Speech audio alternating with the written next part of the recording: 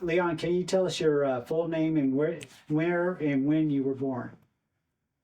Leon A. Cullison, Jr.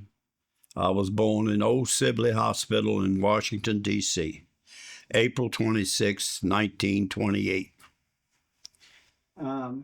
So, what was life like for you growing up? It wasn't easy back here in St. Mary's County when we were growing up. Everybody was poor. There was very few wealthy people in the county, and mostly farming and working on the water was the livelihood at that time. Yeah.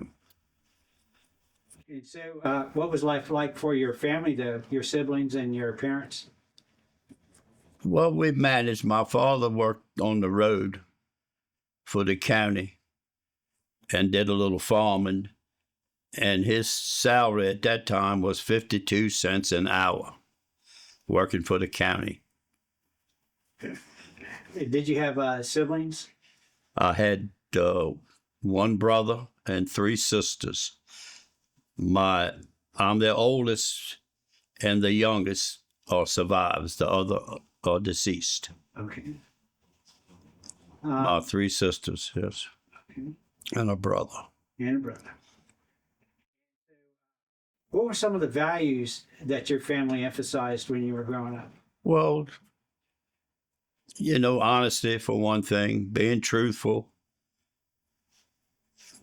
and of course we were church people at that time. We all went to church, and we all went to a Catholic school.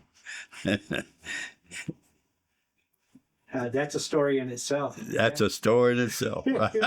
Hey, so speaking of that, who would you say had the biggest influence on you when you were growing up? I guess my father, because I don't know how close we are to the story, but they separated when I was just 15 years old. And my mother moved to Baltimore, and I lived with my father for a good while. And we lived up there where Jack Cullison is now. Well, he's deceased now, but that's the house we were in. And so, how would you spend your free time when you were growing up? Well, my aunt and uncle bought me a bicycle from Washington, D.C. I remember it was tied on a bumper on front of a car. He drove a taxi in the district, and they brought me a bicycle. But you'd like that bicycle. Oh, my Lord, yes. I know you worked for Bill Rayleigh for a time, but can you tell me how you met him? In school. Like what grade? It seems like to me, Jay Frank and I, that's Bill's brother, was in the same grade, and I think Bill was maybe 2 behind us in school. And we went to St. Michael's School, at the grammar school, and the high school at that time, which is gone now. You worked for him, so what did you actually do while you were working for him? Well, I only worked for him part-time until I retired from the government. I worked on Saturdays delivering furniture. And then, I don't know how far we're ahead in your story, but after I retired in 74, I went to work full-time for him until he died. Would you say he was a pretty big influence on you? Oh, yes, yes. Well, I mean, we were good personal friends. I mean, a lot of people give him a bad name, and, I'll go along with some of that. But he was so generous, and I mean, he was helpful. If you need a job, he hired you. He was a generous person. He helped the school, the church, and anybody that needed help. So I remember you telling me a story one time at Baymart about you went up the road and you were supposed to pick up, I think, some furniture, and not everything would fit. Oh, no, I took a load of furniture to Leonardtown, and it was 10:30 in the morning or so, and at that time, he had 4 stores. And I was in Leonardtown that day delivering a load of furniture. And the phone rang. And the guy that ran the store in Leonardtown was named Joe Bailey. Joe said, Tater wants to talk. Bill wants to talk to you, Tater. So I said, all right. So, I picked the phone. What do you need, Riley? Because that's how we dealt with each other. He said, get Joe Bailey's truck and come down to the pub. We're going to play some pitch today. I said, Bill, I got a load of furniture. I'll take care of the furniture. You come on down the road. So I got in the truck, went down the road, and we played pitch till 3 or 4 o'clock. That's how close of friends we were. We were just that type of friendship. Hey, you told me that you mentioned that you worked on the base. How many years were you on the base? 31. And what did you do on that? I was at the central heating plant, and I'd worked myself up to nothing till I was quarterman when I retired, which is equivalent to a GS9. Wow. Because a 12 was a big job on the base until Navier moved to Patuxent, and then, of course, everything just swelled right up. Yeah, how many years were you there? 31. 31 years. And then you have a little story about bouncing around a little bit. When you left from there, you went back to work for Bill Rayleigh? Yeah, full time.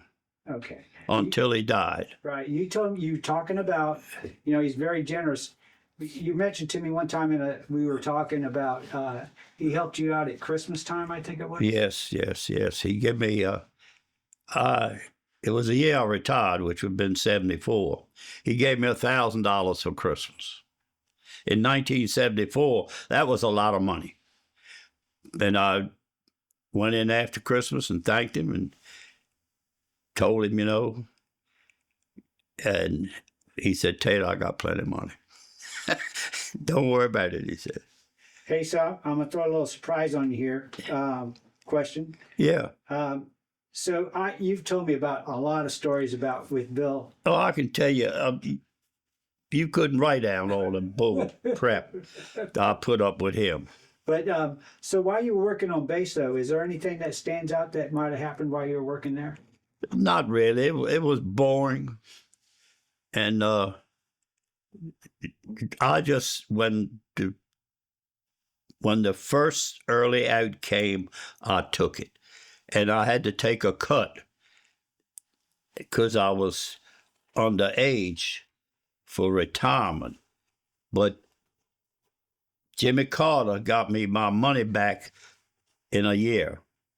He gave us a 12% increase, which when I retired, that's what I took as a cut on account of age. And I got it back all within a year. So Jimmy Carter, he might not have been a good president, but he was good to me. He was good to me. So I always thought that Bill gave you the nickname Dictator. No, J. Frank Rayleigh gave me that name.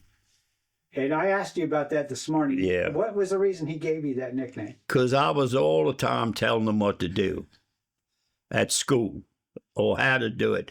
And, I mean, we had turns taking in wood to feed the wood stove. I'm talking about, back in the 30s. Yeah. Right? Yeah. And J. Frank and Bill, I say we were a couple grades apart. I forget just well. I was with J. Frank.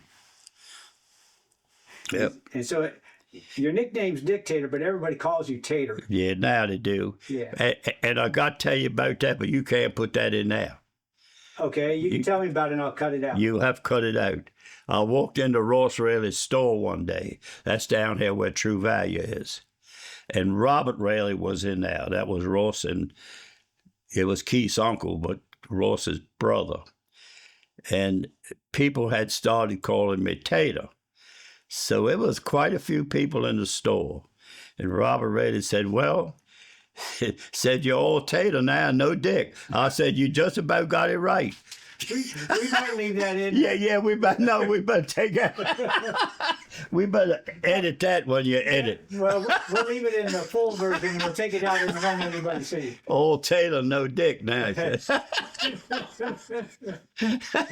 Oh, man. Okay. You've done a lot of things, right? Oh, yes, I've done a lot of things. Let's go a little bit into your family and personal life. You raised a family. Can you tell me about your children and what family life has meant for you? Well, when we first got married, we moved into the old farmhouse on Long Neck Road with her parents. And then I guess maybe, so we built that house. We got married in 48 and we built that house down on Long Neck Road in 53. And Joe and Alice Taylor signed a note for me at the First National Bank for $5,000. And we built that block house down Long Neck Road, our first house. And old man Baskin Broom was president of the bank. He come down there one day to look, because, you know, and I'm talking about $5,000 now back in them days. And I never will forget it. My payment was $95.08 for 5 years. And we built that house. Oh, man. Yeah. Hey, so you mentioned your wife's parents. Can you tell me a little bit about your late wife? Oh, yes, she was a wonderful person. And Her name? Millie, her real name was Mildred Ruth Saunders. And she went to work on the base after she graduated from Great Mills High School. She went to work on the base. And because I don't know if you've heard the name Ann Lancaster or not, but she was at CPD and she helped a lot of us people to get there, you know, filled out our paperwork and done a lot for us. Very thoughtful person. And then you have kids. Tell me a little bit about your kids. I have 4 kids. We got 1 girl and 3 boys. And their names? The girl's name is Kay. We have 1 deceased, was Dickie. We have 1 in Lake Tahoe, and we have 1 in Wildwood. David's the youngest, and he's 63. He's the youngest. And then, so you just lost Dickie recently. Good friend to me. Good friend to everybody. Everybody loved Dickie, but Larry, he lived a tough life from 21 years old. I mean, I don't know how he stood it, but he never let it get him down. Right. He was always up. You know what I mean? Right. I have trouble putting my pants on with both arms and legs, but how in the world he made it all them years is a mystery to me. Now, they did finally stop him from driving. And I got to tell you this, the last car, he had a Ford. And he always loved Florida, so he lived in Florida most of his life. And he turned in front of a car and, of course, crashed. And I said, well, Dickie, well, what the hell happened? He said, he caught me on my blind side.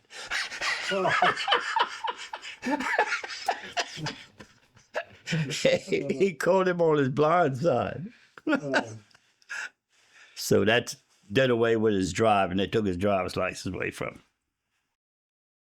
You know, also speaking about personal life and stuff, you've lived here in Ridge for how many years? All of them. All of them? 96. 96 years. And then, so what has changed? I know there's a lot that's changed, but what have you seen that's changed over the years, generally speaking? What's changed, of course, is the price of everything, the land value. And since the base, it's been a lot of people.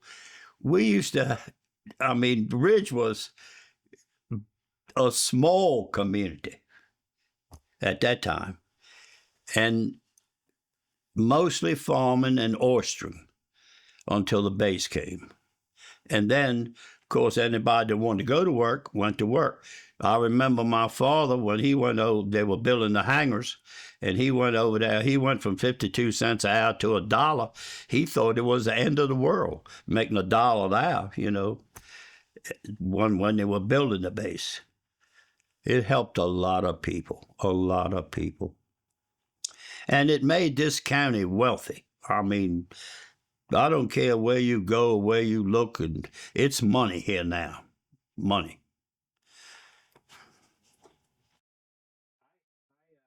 Other things that I think that we had talked about also is like the road made a big difference. I remember when they were building 235, yes. And it was a mess for a very good while. And I remember one year, I don't remember the year, we had such a snowstorm that they had to get a plow from Western Maryland to come down. The county didn't have anything would plow that. And I remember seeing that plow with that V-shaped plow on the front of it. That was the biggest truck I'd ever seen in my life. I mean, you know, I'd never seen a truck that big. I'm about 10, 12 years old. Yeah, I tell you, it was a big truck. I know you're very good friends with Leo Carroll. Very good friends. Yeah. So how'd you guys both meet? Do you remember? Well, because you probably didn't know his brother Phil. He ran a TV shop in Lexington Park. He worked for Bill for a while, and then he went on his own repairing TVs and stuff. And a guy named Shorty Miller introduced me to horse racing up to Bowie. Well, then I introduced it to Lee, and then we introduced it to Phil, which was his brother. So at least once every 2 weeks, we went to the track. So we decided we were wealthy then. We was going to buy 2 horses. Well, of course, that was a mistake. And I don't know, we had them maybe 2 years. And then we decided to go at the horse business was for wealthy people, not for poor people. But we did have 2 horses at one time. One of them was named Scotland the Brave. Hey, so you guys always are talking about horse racing and stuff. Yeah. So, like, what's your favorite track? Our favorite track, I would guess, would be Bowie. But now, of course, it's closed now. Everything's moved uptown. But that was our favorite because, for one thing, Larry, it was the closest to us. We enjoyed horse racing. We really did. And we went frequently. Yes. So I know something that's a big part of your life is the Ridge Volunteer Fire Department. Larry, I joined the Ridge Fire Department in January of 1950. So next year I'll have in 75 years. And them people today are good to me. Now, I was, well, not bragging, but I was present when we built the new firehouse. And I was present for 7 or 8 years while we were going from the old to the new and bought the land and all that. And the Ridge Fire Department has been good to me now. The boys take care of me. They come and get me if I need to go anywhere. I mean, they do a lot for me. But next year, I'll have 75, and I'm not going no more. I'm not going to attend no meetings or nothing. I'm just going to do away with it, yes. Because I'm no good to them. I mean, you know, I can't even get it in my truck. I know damn well I couldn't get one of them. Hey, so like, what's your favorite memory from being in the fire department? I guess the carnivals were probably when we had our own rides and stuff like that, and we made a few dollars. Now you can't afford a carnival group. They're so expensive. So we just got down to where we operate 3 or 4 nights and have stands and eats and something for the kids, but no rides. Yeah, it's just gotten too expensive. Yeah. I have noticed that when you do open it up, it's kind of like a town reunion. Oh yeah. Oh, the people enjoy it. Yes, yes, people enjoy it. Well, and it's a get together for people that don't normally socialize, you know. So what are some other ways you like to spend your time? Well, I fished a lot when I first retired, and I enjoyed that. I never was much of an oysterman or nothing. I didn't like going out in cold weather and oystering, but I did fish a lot in the summertime. And for a while, I fished with Gregory on his charter boat just to help him out at times. Greg and Majeski and my kids grew up together and graduated together, and they were very good friends. And Greg is still good to them. Goes and gets them at the airport because now it's just Joe, not Dickie, but he's been a good friend to the family, Greg Majeski has. So let's move on. We're almost done with this interview, so we've got about 5 or 6 questions to go. So looking back, what do you feel has been the most important lessons that life has taught you? Well, for one thing, working. I always wanted to work. I didn't want something for nothing. And I enjoyed that. And I worked because we didn't get into when I quit school in the second year of high school. When my mother and father separated, I never went back. I went to work over to Nessie, driving steaks for the runway for old man Spence Howard. And that lasted a right good while. And I didn't have any transportation. Of course, I lied about my age. I was not quite 16. So my aunt and uncle in Washington brought me a bicycle, and I rode that to Nessie in the morning because I told you I lived up where Jack Cullison's house is now, and went to work there. And to make this story a little more interesting, I put in for a job on the base. And it was like September, and I would have been 16 in April. So I told that little white lie. Anyway, I got a job. And when it was time to register for the draft, they called me and wanted to know why I hadn't registered. I said, well, I'm not 18 yet. So you know what that brought on? 30 days without pay. that brought 30 days with. So listen, I went to work for Taylor Boys hauling groceries out of Baltimore. And I pulled my 30 days, and my boss was named Lanham, Jim Lanham. And the Taylor boy said, well, Taylor, just stay out here and work for us. So I went to talk to my boss, and he said, no, Taylor, come on back. Said, we'll take care of you. And they did. They took care of me. But I did pull my 30 days without pay for lying about my age. But I say it was a tough time. My mother and father separated, and it was really a tough time. Hey, when you turned 18, did you register for the draft? Oh, yeah. But of course, it was all over with at that time. You know, we're all getting older. Although you haven't changed that much. But as you've gotten older, how has your life changed? Well, you know, I've told you this before. I've enjoyed living. I've had a good life. And I worked, you know, since I was 15 years old. And I enjoy working. I just didn't want anybody to give me anything. I wanted to work and earn what I had. And we did. And I worked for, I say when I retired and went to work for Bill, I worked for him 12 years, and then he died. And when he died, because LG ran a store and I couldn't handle him, so I quit that and I went to work for a contractor on the base. I drove a shuttle to Bethesda. I run VQ's airports all the time. We ran from South Carolina up to New Jersey. What's that? Fort Dix. I run that, And on my 70th birthday, and I've told you this before, if I'd known I was going to live this long, I wouldn't have quit. But on my 70th birthday, when I came back, I'd gone to Bethesda.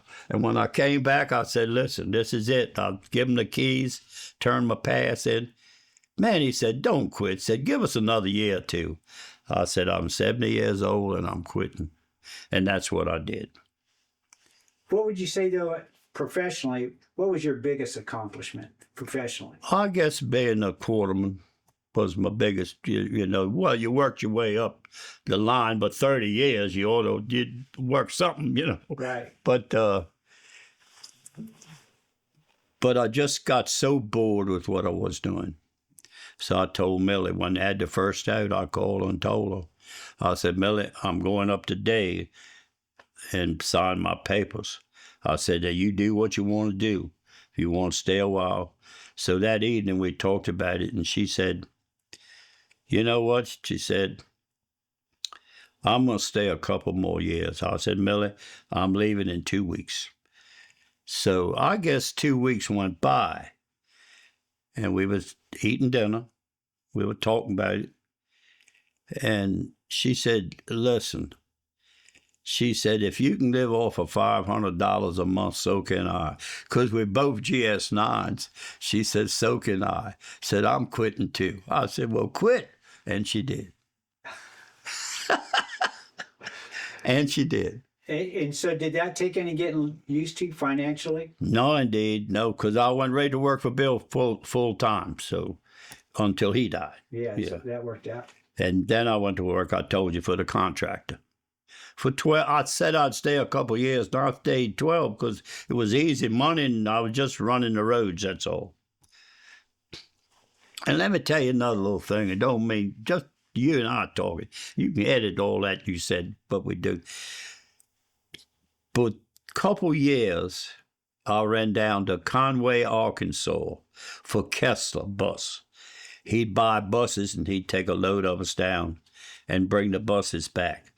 And I really enjoyed that too. Now, it was a long ways. I mean, the trips were long, but we rigged up a light in the back of the bus that we took and had a little card table and we played cards during the night.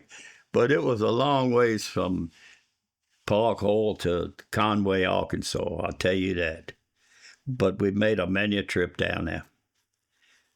I think we might leave that in. That's a good story. You haven't told me that before. Yep, good story. Conway. Yeah. And let me tell you another part of that. The old man's dead now, the Kessler that owned the business. Anyway, he said, Tater said, tonight I'm going to take you to a catfish cookout.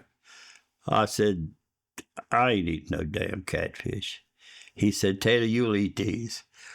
Well, Larry, we went down to a lake, I guess it was, and the old restaurant looked like a dump. And we went in there, and they had a buffet.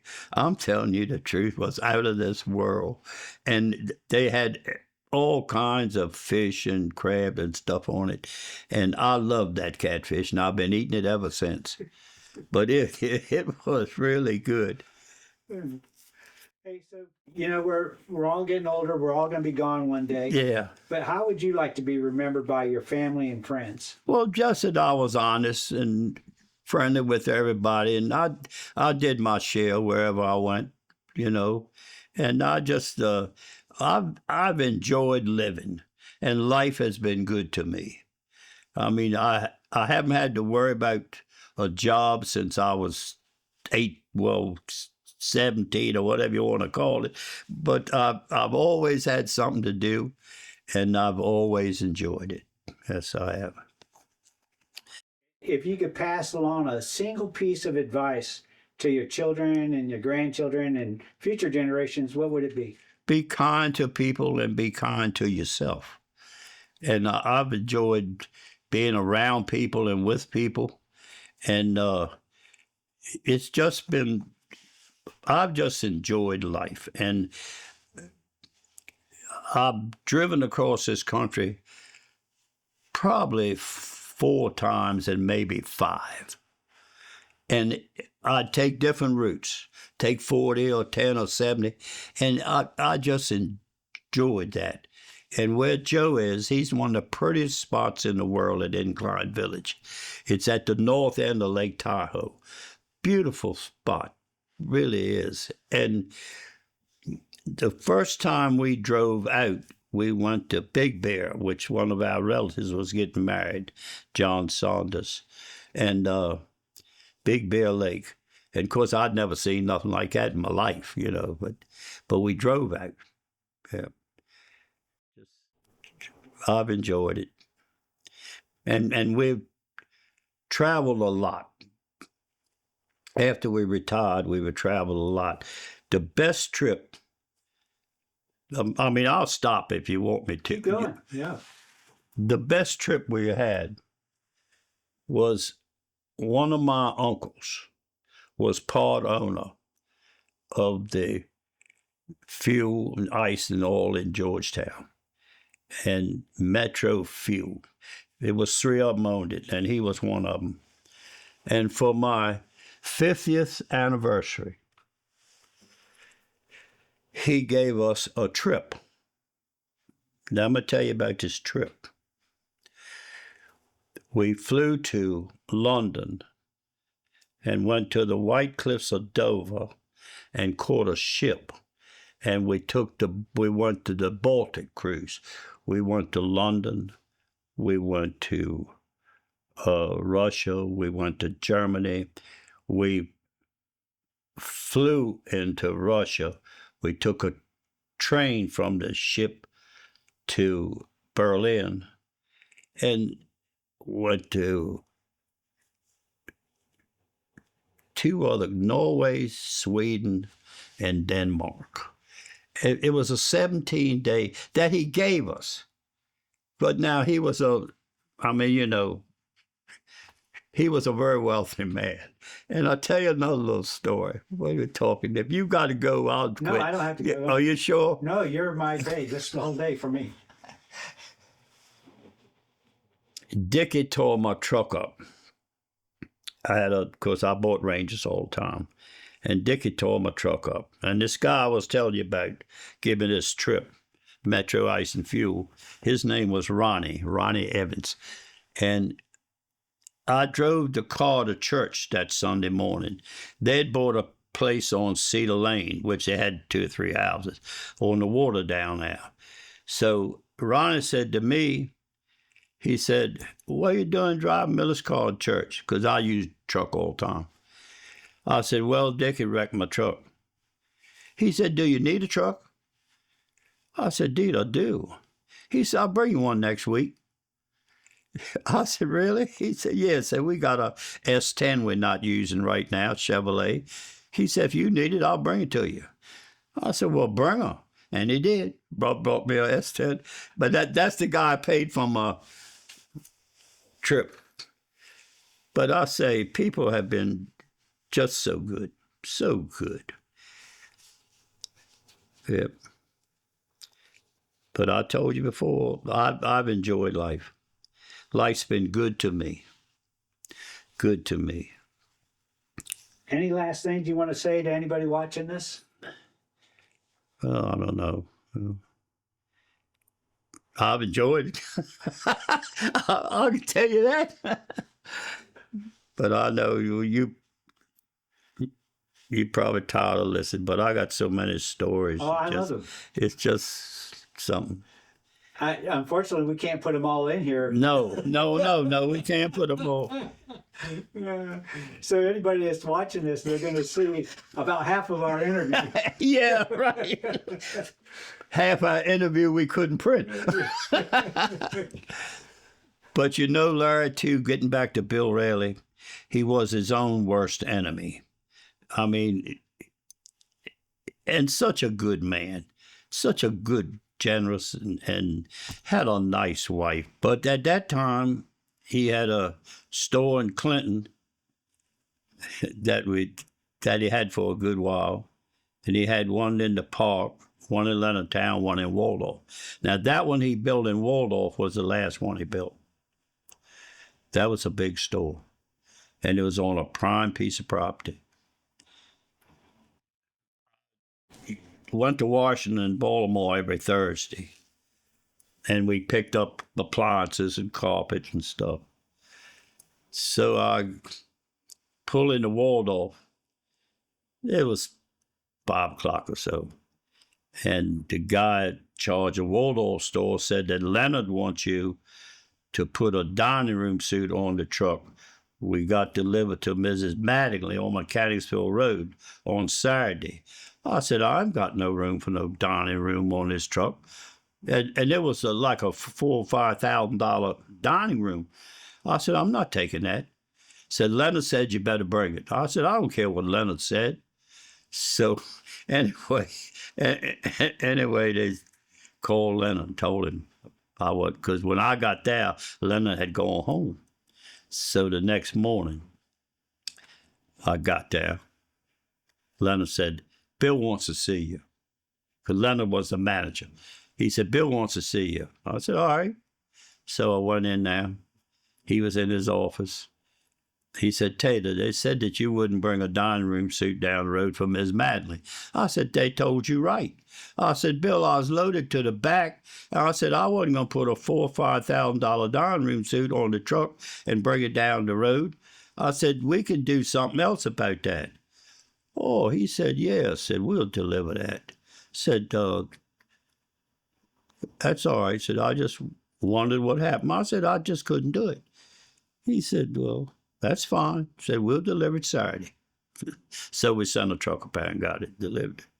But I mean, they were going to fire me. Leonard's going to fire your ass. I said, you watch and see how much Leonard's going to fire me. Yeah. Oh, man, I'm telling you. It's been something. And you know, after I retired and I went to work for Bill,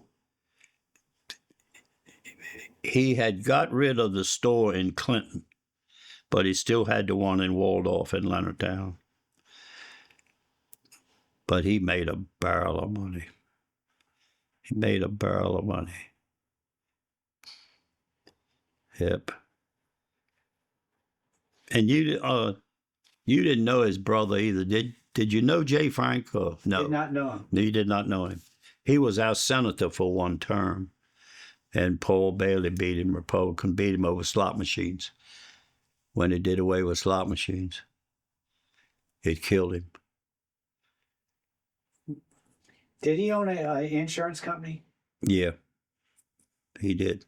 Is that up by where the Cracker Barrel is? No, it was. At first, it was in the square. You remember where the Citizen Bank was? Yeah. It was there for years and years.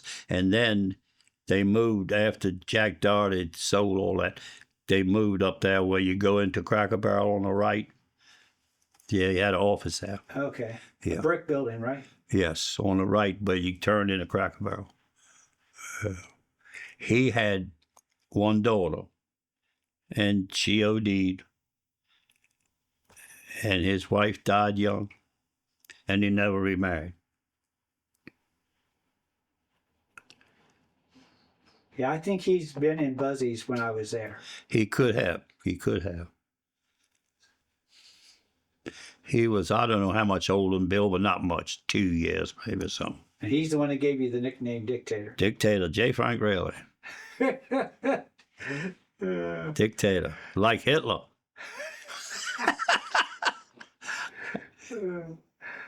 All right, my friend. Any last things you want to add to this? But I know you got plenty of stories. I love your stories. We're going to do some more. I've enjoyed it. I enjoyed talking to you. I enjoy people. I mean, you know, and I told you before, I've enjoyed my life. I've enjoyed it. And if I'd known I was going to live this long, I'd have worked a little more, because I love what I was doing.